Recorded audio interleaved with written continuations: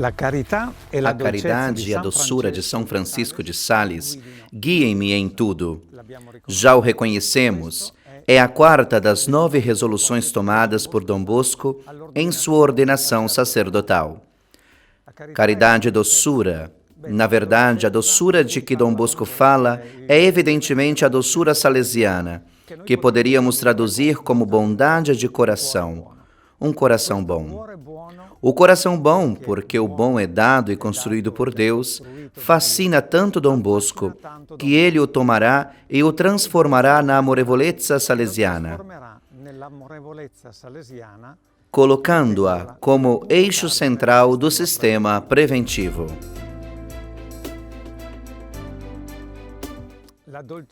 E a doçura que no Chablais, Francisco de Sales encontra um terreno de grande amadurecimento, mas também de grande provação. Estamos perto de Genebra, à minha esquerda há uma colina. Atrás da colina fica Genebra e aqui estamos no lago de Genebra. Genebra, que naquela época era a Genebra calvinista, a Genebra protestante. E ao lado de Genebra estamos na região do Chablais, o Chablais, que na época de Francisco de Sales contava com cerca de 25.000 habitantes. Francisco permanece aqui por 4 anos. Não continuamente, mas substancialmente foram 4 anos nos quais, junto com seu primo Luís, realizou a missão de reevangelização. E é aqui nestas terras que nasce o lema tão caro a Dom Bosco: Damihi animas cetera tolle. Lema que viria a ser o da congregação salesiana.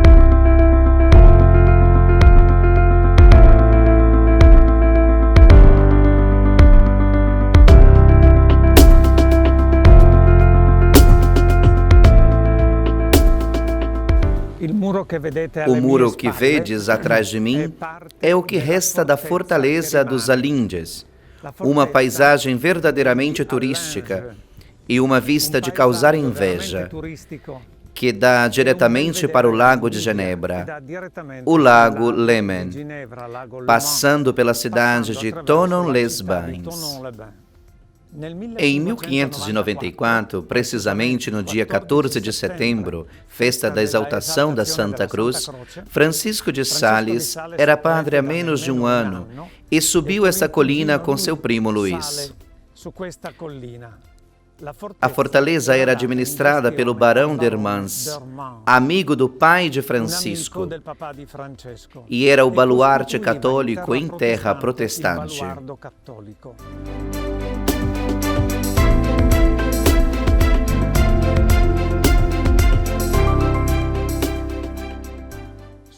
Francisco de Sales permanece nessa colina por 6 ou 7 meses durante o inverno, entre 1594 e 1595.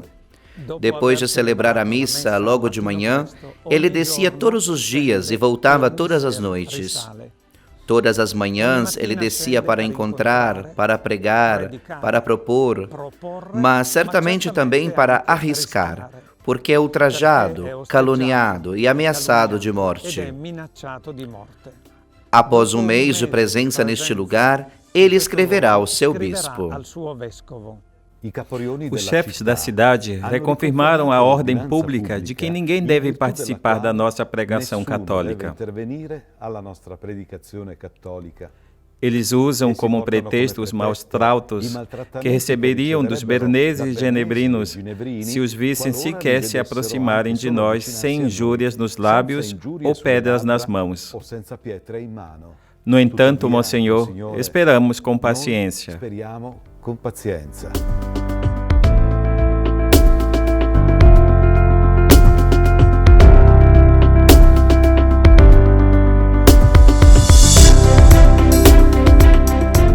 A porta que vedes à minha frente leva diretamente à capela onde Francisco de Sales celebrava a missa todas as manhãs de madrugada. Depois da missa, ele desce à cidade e volta à noite, possivelmente para não correr o risco da escuridão. O risco da neve, lembrai-vos que estamos nos meses de inverno, e, sobretudo, para não correr o risco de encontros que às vezes seriam decididamente perigosos, animais ou mal intencionados. Este lugar é muito importante porque a Eucaristia é o centro e o coração do seu dia. Um grande conhecedor de Francisco de Sales, Etienne Laudeni, assim se expressou: aqui na Eucaristia, Francisco prepara o seu coração para ser missionário. É somente daqui que se pode explicar por que ele obteve tantas conversões em 4 anos. É oportuno dedicar alguns momentos para refletir sobre a importância da Eucaristia na espiritualidade de Francisco, na sua fé. A baronesa de Chantal dá um testemunho sobre o modo de celebrar a Eucaristia e o modo de viver o que celebrava. Era fácil notar como ele se mantinha em profundo recolhimento e atenção diante de Deus. Seus olhos modestamente baixados, seu rosto todo recolhido com tanta doçura e serenidade que aqueles que observavam com atenção ficavam tocados e comovidos. Especialmente na consagração e na comunhão, podia-se ver uma candura em seu rosto tão pacífica que tocava os corações. Este divino sacramento foi sua verdadeira vida e força na medida em que ele parecia um homem completamente transformado em Deus. Ele celebrava a missa com uma voz clara e doce, lenta e tranquila, sem pressa, por mais ocupado que estivesse. Na Filoteia, no capítulo em que fala da Eucaristia, Francisco assim se expressa: ainda não te falei do só dos exercícios espirituais, o Santíssimo e Supremo Sacrifício e Sacramento da Missa, centro da religião cristã, coração da devoção, alma da piedade, mistério inefável que manifesta o abismo da caridade divina.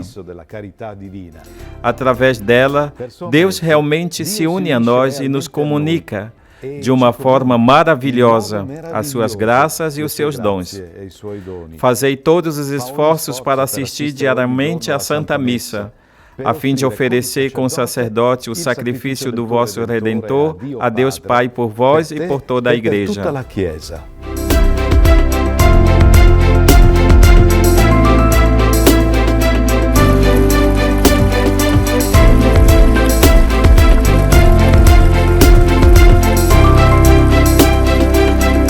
Da fortaleza de Allinges, descemos para a cidade de Thonon, hoje chamada Thonon-les-Bains, o primeiro e principal lugar de evangelização de Francisco na região do Chablais.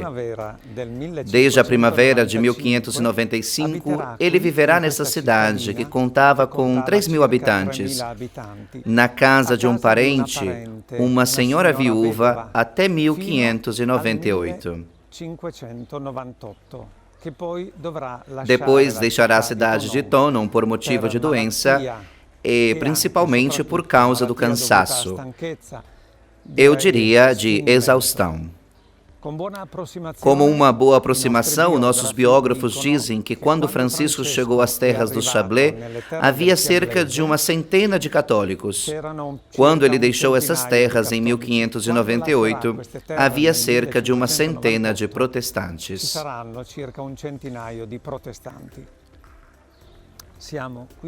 Estamos aqui no lugar mais significativo da evangelização missionária, a Igreja de Santo Hipólito, que havia se tornado um templo protestante. Quando chegou à cidade, Francisco começou a frequentar a igreja e nela ofereceu instruções e catequese sobre temas que dividiam protestantes e católicos. 2 anos depois da chegada ao Chablais, em 1596, precisamente no Natal, ele pôde celebrar a missa de Natal com muita gente.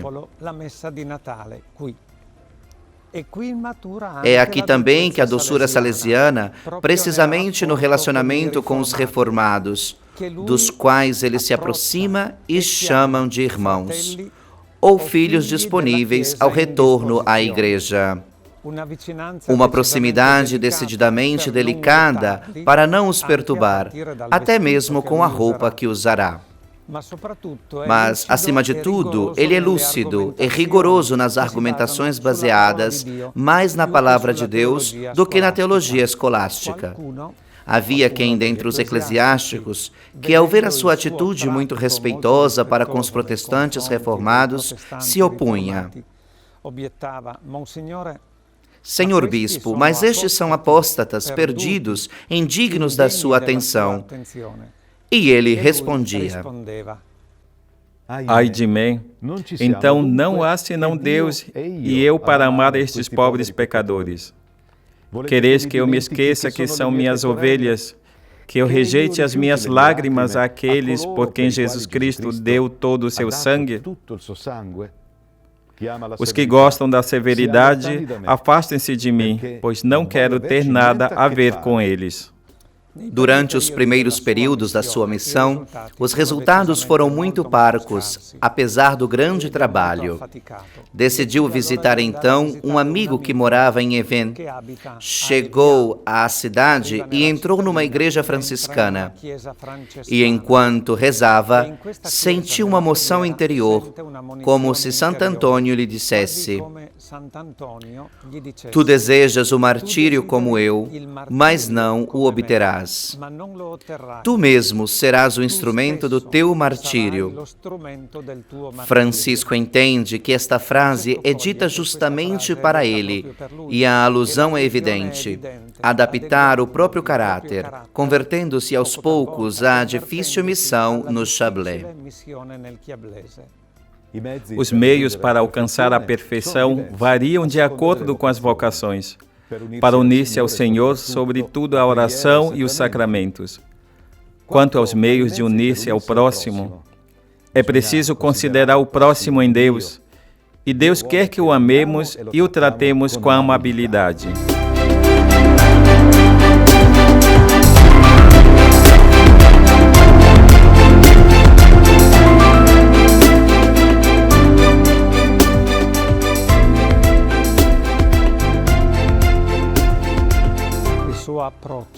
A sua abordagem tenderá sempre, mas especialmente no Chablais, a amar o próximo em Deus e exercer a sua missão de pastor e de guia.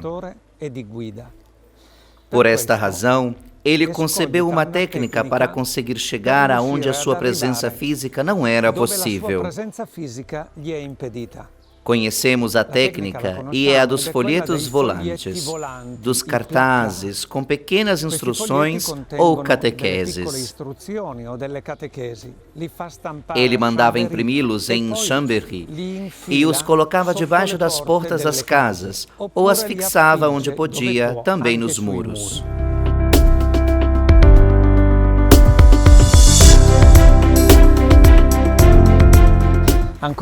Mas uma coisa muito interessante, ousaria dizer uma intuição brilhante.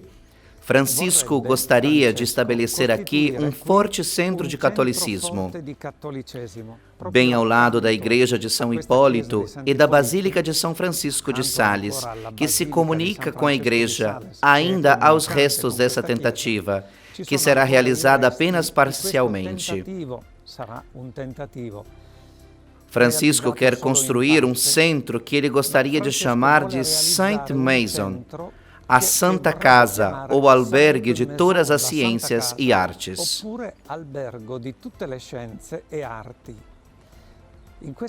Nessa casa, nesse centro, ele gostaria de reunir uma pequena comunidade de padres diocesanos para o serviço paroquial. Ao lado, uma comunidade de capuchinhos para as missões populares. Ele gostaria ainda de um colégio jesuíta para a Universidade Católica e uma escola de artes e ofícios para educar a uma profissão, ao artesanato.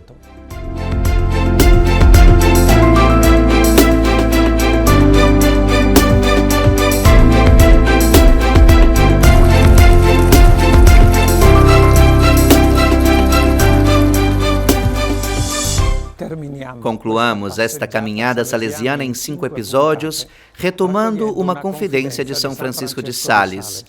Pouquíssimas palavras nas quais Francisco nos dá um vislumbre da sua interioridade e nos leva às raízes da sua proverbial doçura e amorevolezza salesiana. Quando fui consagrado bispo, Deus me tirou de mim mesmo para me tomar para si. Depois me deu ao povo, ou seja, ele me converteu do ser para mim mesmo para ser para os outros.